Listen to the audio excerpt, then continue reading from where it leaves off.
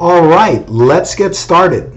My name is Michael Deguzman, and I am presenting today's seminar on commercial mortgages. And this is geared specifically to loan agents, loan officers, mortgage brokers, who may be currently in the residential field of mortgages and would like to delve into commercial mortgages more.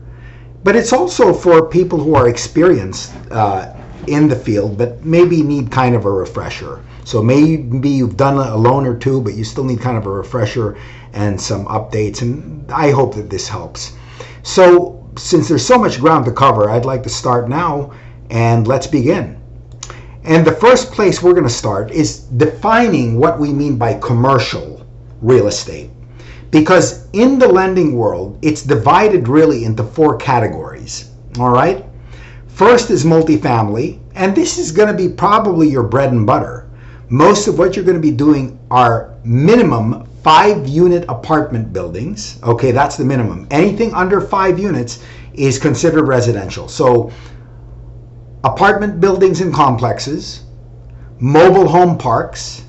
I'm referring to the entire park, not just a mobile home unit, but the entire park. And also, it includes off-campus dormitory apartments that might be for sale. All right? And commercial is a category that sort of straddles investment properties as well as owner-operated businesses. And you'll notice that we've got retail, shopping centers, and office buildings. But the one that I darkened with a little bit more darker green, light industrial, a professional complex like a medical building, or say a small professional building with, say, medical and law offices combined, as well as single unit retail, they tend to be, in some occasions, owner-operated businesses. And so it kind of crosses over, but nonetheless, it's commercial. And then we've got small businesses, and those are defined as purely owner-operated businesses with a minimum of 51% of the real estate, the property itself, being occupied by the owner specifically for the business. Anything less than that, it won't qualify for an SBA loan. And then the last is what I would call, it's specialty, but really it's more speculative. And these are things that don't really fit into any box, but they're riskier. And they're great as well because you tend to make more in terms of rebates and broker fees on these, because they're harder to find lenders for. But basically, raw land, mixed-use properties, single-unit retail, because single-unit retail happens to be one of the least desirable types of commercial properties that lenders are looking for. So that's something to consider. A used car lot, a salvage yard, a special use property like a pet cemetery, things of that nature. A movie theater is another example, all right? And you'll notice as well that the focus of the investor, and when I say the word investor, I'm referring to both the actual investor, either the owner or the buyer, but I'm also referring to the lender, because the lenders are referring themselves as the investors when they lend. What are they focused on? Well, for multiple properties, for multifamily and commercial, as well as small business, they're looking for 2 years operating history plus year to date. And for businesses, they're also looking for a 3-year operating history plus year to date. So as an example, you would request for 2020, 2021, and 2022 year to date up to August if you were transacting something at this time. The next thing they're concerned about is the debt service coverage ratio minimum. The DSCR is the debt service coverage ratio, and that means that for every dollar of mortgage payment, you have to be showing a net operating income on that property for multifamily properties of 1.25. So 25 cents above every dollar of mortgages, or 1.35, depending on the property tier, the credit. There are a number of factors to that. And it's higher for commercial. They're more stringent. And with small businesses, they are looking for a DSCR, but they're also looking for a trajectory of positive, steady cash flows from operations. And one very important thing with investment properties is they're concerned about the unit mix. So for apartment buildings right here, they want to know the occupancy and the unit mix. They want to know how many studio units do you have versus how many 1 and 2 bedrooms. You want to have a good unit mix. And unit mix is very important for rentability. And they also want to know, is it Section 8? Do you have way too many Section 8s that wouldn't fit the appetite of the lender? That's a concern. When we talk about commercial properties, we're also talking about tenant mix, but in a different way. We're talking about a variety of different kinds of tenants. You don't want all restaurants or all food-related businesses in a shopping center. You want a mix. You want a barber shop or a beauty parlor. You would like a couple of food, a restaurant, maybe a bakery, maybe an insurance office. You kind of want a mix. And if it's a bigger shopping center or maybe even a good-sized retail strip mall, you're looking for a good anchor tenant. An anchor tenant might be a 7-Eleven. An anchor tenant might be a Trader Joe's or some grocery. An anchor tenant might be someone that is a very recognizable brand as your tenant in that property. And for small businesses, they're looking mainly for the borrower and management experience. They want to know how many years they've been in business and whether their income trajectory has been significant, has been going up or down. And for speculative properties, they want to know what you intend to do with this. And they really are focused on a low loan to value, low being no greater than 50%. Typically 35 to 45%, but nothing greater than 50%. Now, let's look at a few of these current listings. These are all from LoopNet, and I pulled them up last week, first week of September, I should say. And let's look at what we have here. We've got a property in Costa Mesa, and we're going to be looking at this property more in depth. But I want you to notice what is a key factor here, and it's this: cap rate. You're going to notice that cap rate is an area of focus for investors, and I'm going to explain what that is. Here in Apple Valley, we've got a higher cap rate than we do in Costa Mesa. So let's look at some more. Here in Canoga Park, we've got a retail building. There doesn't look to be any anchor tenants because it just kind of looks like a crummy little retail place, but it's got a pretty decent cap rate. I'm going to explain what that is, as mentioned. And here we have another property with 2 anchor tenants, a Smart & Final and a Barnes & Noble. And it's also got a cap rate of about 5.25. I'll explain what that is. But I want you to also consider, between these 2 properties, you might be thinking just off the cuff that this Smart & Final with the Barnes & Noble is a good property, but believe it or not, this here property might actually be harder to find a lender for, simply because when you look at a property like this, if Smart & Final ever vacated or Barnes & Noble ever vacated, it would be very hard to find a tenant to replace it. So these are things to consider. And lastly, we've got small business properties. We've got a hotel, and that's obviously owner-operated. And we've got below here an 18-bed congregate facility for elderly care. No cap rate listed because in reality you don't put cap rates to businesses. It's just not really the factor, but they put it here, but they didn't put it here for good reason.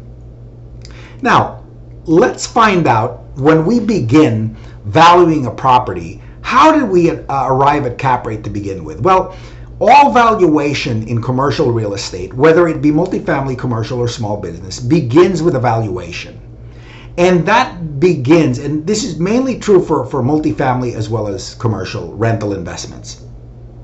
We start with the property value, and we base that initial estimate on a lender's appraisal. Okay? At the end of the day, you can price a property at any selling price you want.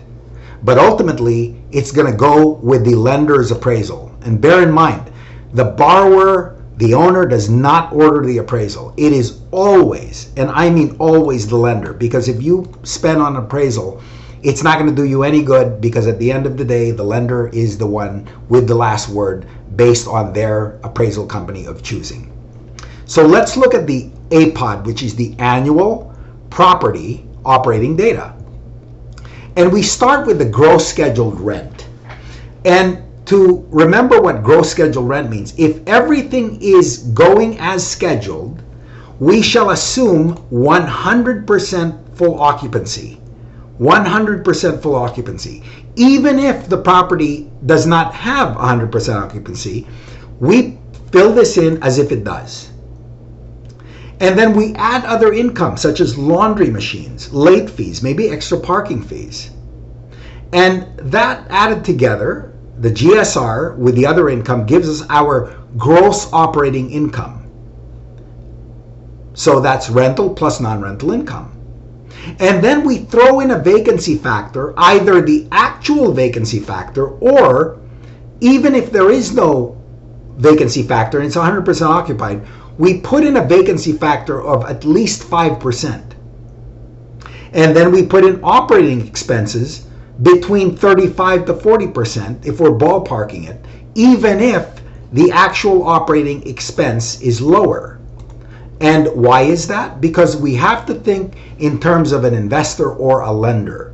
And that is, if they must eventually foreclose on this property at some point or another, for whatever reason it may be, they're stuck with the property and they want that property to be able to service its own debt, given vacancy factors and operating expenses, and having to hire a property management company to do it. So this is important, all right? That's part of underwriting. But for every deal, you want to run it with these sensitivities. Well, when we put everything together, we get a net operating income of about $63,000. And we determine that really most accurately from a rent roll and a 2-year operating history, which operating history meaning the income and expenses that are line item detailed. And if we take this net operating income and we divide it by the value of the property, meaning 63 divided by 2 million, we get a cap rate of 3.8, meaning this is the approximate return an investor would realize purchasing a property worth this much divided by a net operating income of this much. But again, key to all this is the rent roll and the operating history, which underwriters will eventually verify with the owner's tax schedules. Now, let's talk about cap rate more, because we're going to use this and you're going to see the importance of it. What is cap rate? Well, it's a return based on a percentage on a specific property. You just saw what that hypothetical property was. But cap rate is also a percentage of return on properties in an area. So if we go to places like West LA, Westwood, Beverly Hills, Culver City, we're looking at very low cap rates, meaning the return isn't that great. Dana Point, Newport Beach, Lido Bay, Malibu, not too great in terms of return, maybe 1.5 to 3.5 if you're lucky. Orange County, another place with low cap rates. Irvine, incredibly poor in terms of income or return. But when we go to middle cap areas, it's a little bit better. Whittier, Downey, Corona, Temecula, places in Riverside County, San Bernardino. A little bit higher, 3.5 to around 5% is what an investor can realize. That's fairly decent. And higher cap rate areas, wherein you're getting a bigger return for your investment dollar, are places like Apple Valley, Norco, Indio, Riverside County, also San Bernardino County. So if your investor's interest is in the potential equity and not so much the return, they're going to look for lower cap areas. But if your focus is more on income, you're going to look to high cap rate areas because you're going to realize a greater return. Now let's find out, how do we use this in a real world scenario? Let's first find out the connections of cap rate. If I'm looking for a property value range in a given area, and the only information I have is the NOI of the property, the net operating income, but I search the area cap rate, which you can search online. The area cap rate in a given area is between 3 and 3.5%. I'll learn that this property is worth anywhere between $2 million at 3% or $1.7 million if it's at 3.5%. So notice, the higher the cap rate, the more value you can say the property is worth. Not value, but relative to net income. It's you get more bang for the buck, so to speak, if income is your focus. If I have the property value and I find out the area cap rate, I multiply 2 million times 3%, I'm getting an estimated NOI of about $60,000. That's what I can expect to make. If the cap rate is higher in that area, I should be earning at least $70,000. So you see how cap rate affects your decision relative to what you're paying for the property, relative to what you're seeking in terms of an investment. Now, if I take the annual net operating income and I take that $60,000 and I divide it by the property value, which is $2 million, I'll have a cap rate of about 3. Or if I divide it by a property value of $2.5 million, that means I'm only capping at about 2.4. 2.4 might be a property in Redondo Beach, maybe Huntington Beach, okay? But you get the idea. Now, let's put this in real world terms. Cap rate connection is your point of negotiation, all right? How the cap rate connects to the property value and the income is what's going to be your starting point of negotiation. And bear in mind, the essential documents down here, the essential documents of negotiation are always going to be the current rent roll and 2 years plus year-to-date operating history. And from LoopNet is where you're going to obtain comparable properties and determine the area cap rate range. Because LoopNet is essentially your free source for information for commercial properties and multifamily and small business. So what would a seller say if a seller wants to sell a property for $2 million? Well, they're going to say, my NOI of $60,000, my annual NOI of $60,000, with an area cap rate of 3%, justifies my property value of $2 million. But then the buyer over here thinks differently and says, hold on, your value of $2 million isn't on par with an area cap rate, which we found to be at 3.5%. Especially when your NOI is a lot less. Okay? Especially when your NOI is not giving the numbers we're looking for. Okay? So really, the way I look at it, sir, is that you're selling a property that's actually worth, when we compute it, we compute the area cap rate at about 3.5. With your outstanding NOI of 60,000, I say your property value is more like 1.7. And the negotiations begin discussing these issues using current rent roll as the basis and your operating history. Very, very key. In other words, you can talk about view, you can talk about all the emotional stuff, but this is not a home purchase. Because what is the investor buying? He's not just buying real estate, he is buying income stream. He is buying a stream of income that he expects from a given property. All right, stream of income, very crucial. So let's go back to that Costa Mesa apartment that we were discussing, and let's revisit this, okay? And by the way, these are real numbers that I pulled up from the property profile. They didn't give, by the way, at least I didn't see, They didn't give the operating history. We're going to find that out manually, what we think the operating history is going to look like, what the APOD is going to look like. They gave us a unit mix, how many bedroom, how many bath, right? That's the unit mix, 1 bedroom, 1 bath, 2 bedroom, 1 bath, etc. How many units of that same unit mix times the average monthly rent, giving us the monthly total with an annual gross scheduled rent of $413,000 annually. So keep that number in your head and let's check out how this would look under different scenarios. We've got our property here that claims to be at a 3.24% cap rate. See that? Okay, same property, right? And what are we trying to do? We're trying to make a debt service of no less than 1.20, but we want a cushion too, in case anything changes with underwriting. We want a debt ratio that will be nothing below 1.2 and preferably above it if we want to be really approved, right? Now,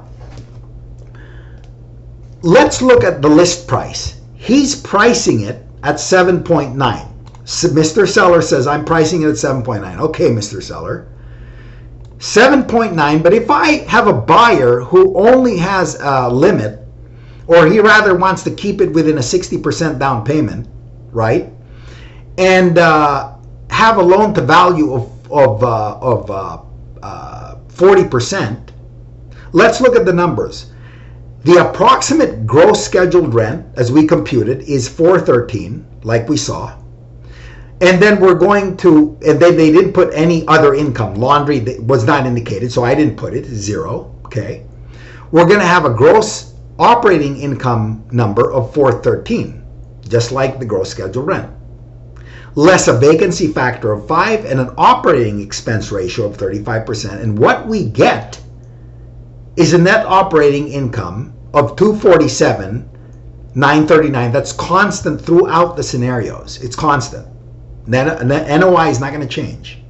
But what does change are a few things. Here, it's showing a cap rate of 3.14. So it looks like the seller may be overpricing this. We could argue, right? Maybe. Okay.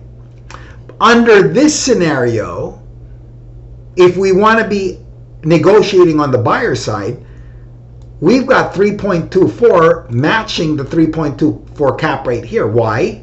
Because I chose a number that would give me this number, right?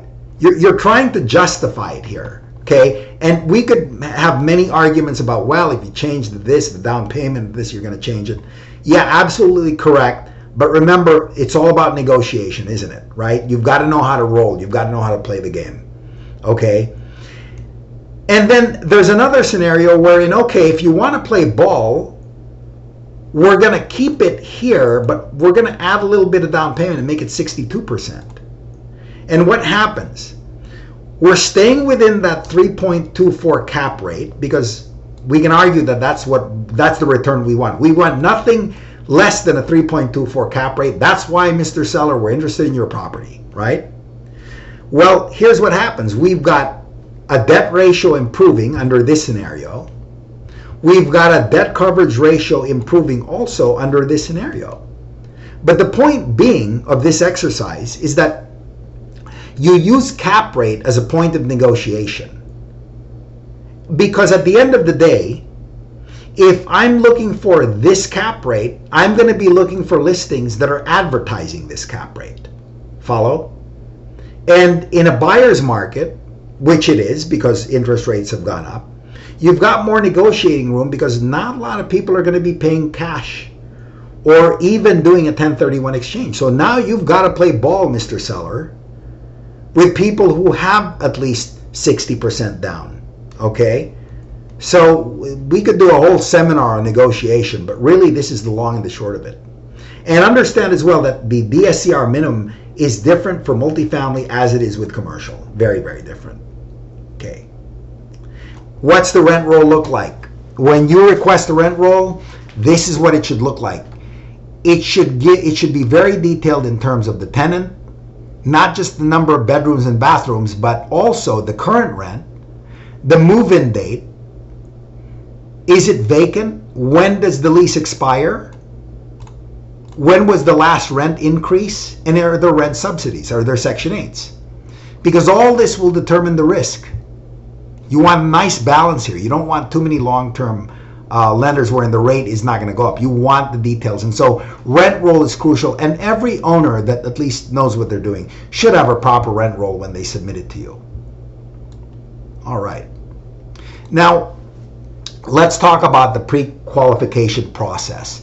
For any transaction that you do, you want to get started always, and I mean always, everything begins with a current rent roll and an operating history. That's income and expenses line item for 2 years plus year to date.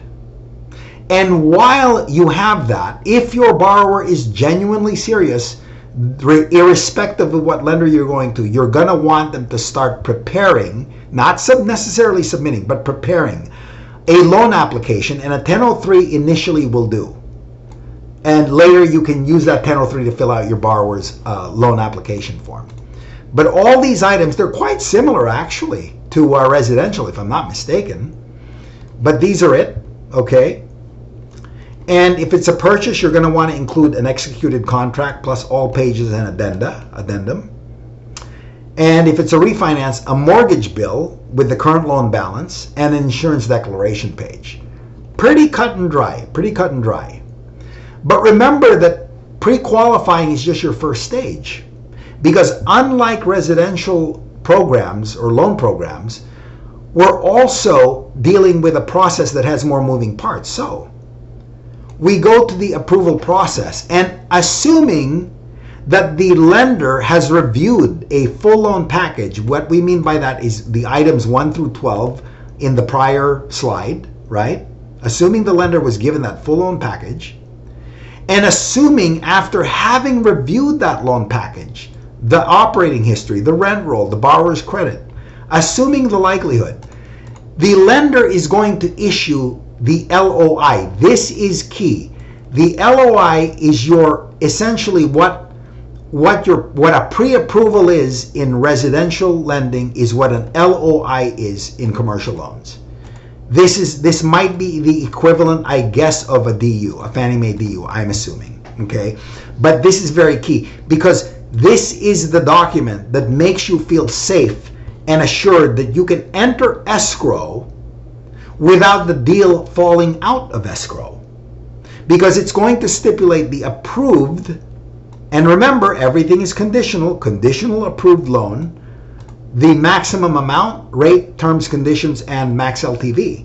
It's all going to be spelled out here. The max LTV you can go, and all the other your options and everything else. After that has been issued, the borrower returns that signed LOI. The borrower signs it, says the loan amount looks good, the rate looks good, I'm going with it. But submits that with payment, a check issued to the lender, for the lender to begin ordering a third-party appraisal, a third-party environmental fee, and whatever third-party fees there are associated with that. And this payment here ranges anywhere between, I don't know, I'd say $3,500 to $5,000 depending on the loan size and the lender. $3,500, $5,000 approximately. It all differs per lender. Now, once that's been issued, this is when underwriting actually begins. Underwriting hasn't even started yet without all these prerequisite conditions. And so what's the next step? The lender orders the appraisal and the environmental, while underwriting stipulates additional conditions. And this is where your borrower needs to really hustle and give everything that's necessary. And hopefully you're working with an escrow company that is efficient as well to give you all these additional conditions. And as far as the borrower is concerned, they need to fulfill all those conditions as well. And so does the seller and escrow, all right? And assuming that you've got all that done, the lender then issues an approval with the closing documents. And with this, you can anticipate always insisting on a minimum 60-day escrow period. It's pretty simple, but it is a process.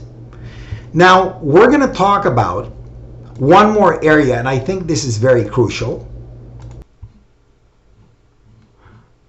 As is common in our business, we get inquiries.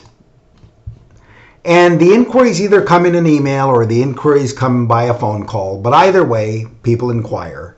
And here's the key specifically with commercial. Very unlike residential loans, there is something very unique with every lender and just the nuances of commercial deals, be they multifamily, commercial or small business, or even speculative, that it's hard to price out something if the inquiry is vague.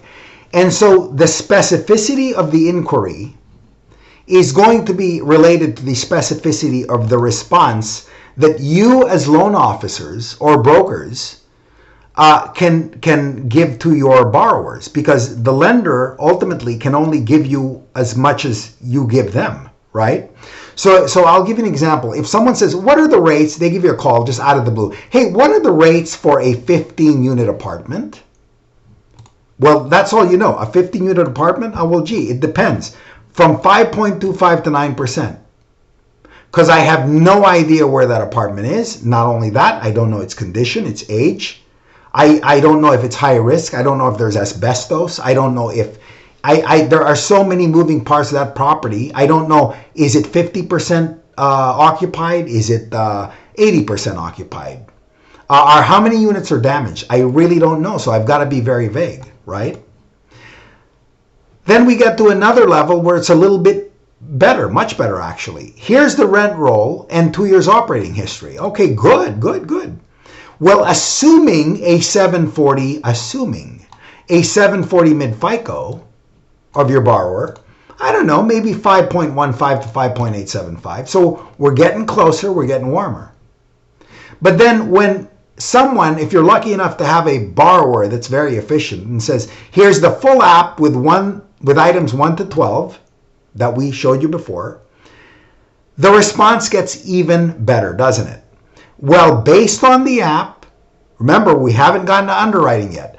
Based on the app, the borrower's FICO, the property details, they qualify for a Freddie hybrid at 5.20 for a 5-year and a 5.35 for a 7-year. See, the specificity gets better. Now, here's a full app plus a check for the lender, the appraisal fees, environmental fees with all conditions met. Wonderful. Here's the LOI with the actual rates, term sheet with the approved max LTV, the rate, and the loan details. And we have assumed that this is only after lender's full underwriting and appraisal review process. Okay, they're not done, but you know they've done enough to guarantee you an LOI, to give you an LOI, right? And once you get actually to this point, I would say once you get to point number 3, is when you really know where to put your borrower in terms of options. Do they go conventional? Do they go Freddie Mac, Fannie Mae? Or are they relegated to non-prime because of their credit or building or property issues? There's conventional, Freddie, Fannie, non-prime. For small business, they can go SBA, 504. 504, by the way, is where you make your commissions. The 7A doesn't give you that great commissions, if any. I'm not too sure about it, but 504 is your standard SBA loan. And then you've got your conventional commercial, which is similar to this one, right? They straddle, right? Or it may need non-prime. Who really knows? For speculative, you can only go non-prime or hard money.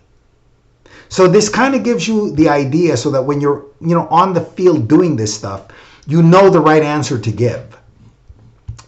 And lastly, and I think this is as important as anything else, you want to know, how do you brand yourself as a specialist? Well, I think at the end of the day, people gravitate to a specialist, not a generalist. And frankly, I'd rather see a business card. If I own a few buildings, and you hand me your card and you tell me you do everything from single family residences to condos to townhomes, but you also do multifamily, I'm a little bit less prone to go with you than if you are a specialist. Compared to the other guy that hands me a business card or shows me a website or sends me an email blast that is speaking purely my language. Because if I am interested in buying a commercial building, or if I am interested in expanding my small business or whatever it may be, I want to know you know your stuff, right? Why did you call me to this seminar to present it? Because that's what I specialize in. And the same would be true for your clients, right? So the other thing is you want to focus on transactions with loans between 1 million to 5 million. This is your sweet spot. This is where you want to be, because very few lenders are competitive in properties with loans below 1 million. To give you an example, Freddie and Fannie will not go below 1 million loan amount. They're not going to do a $950,000 loan. Their minimums are $1 million. Okay, so you want a Freddie, you want a Fannie, well, $1 million, nothing less than $1 million. Okay, are there exceptions? Maybe. I don't know if anything's changed in the last year or so, but the way it's been is that it's essentially $1 million minimum loan amount. Okay, and the moment you go below $1 million, you're basically looking at you're getting into rates that are probably going to be about a point higher than normal. And just loan programs alone is an entire presentation altogether. That's a whole different thing. It's so in depth that it would take a while to cover it, which is why I'm not going through every loan program at this time. And then the next thing you want to focus on is you want to target borrowers without a strong lender relationship. Because a guy that has properties who needs a loan of 20 million, 30 million, a big pasty amount, you can bet every lender around the block is bowing and kneeling to that borrower, and you're going to be one among many trying to compete, and frankly, you just might lose. Because that borrower who already has a relationship with his bank, I can guarantee you that bank is going to bend over backwards to beat your rate no matter what he presents. They will beat it, and which is why you want borrowers with, I guess, relatively small, if small is a relative word, but loan amounts that are low, between 1 to 5 million, and that is considered low. And you want them without really strong relationships with their bank, or any bank for that matter. You want kind of, I don't want to say an orphan, but you want someone that's a little bit less committed, okay? And, this is kind of it. This kind of sums up the commercial game. And I'm sure you have more questions. And I'm going to be issuing out my email where you can ask whatever questions you wish. And I'll do that through David or through Debbie perhaps, but either way, whatever questions you may have, you can feel free to email me. And just know that I do processing, and I will give you more information about processing, my services, and what it entails, and how the dance works with commercial mortgages. And I hope this has been helpful to you. And I wish that we could actually spend more time, because we've gone pretty much a mile wide and maybe a foot deep. But for now, I think that's good enough to get yourself baptized into a level of proficiency that will give you some confidence to go out there and win some deals. So good luck, and we'll be in touch. Take care. Bye-bye.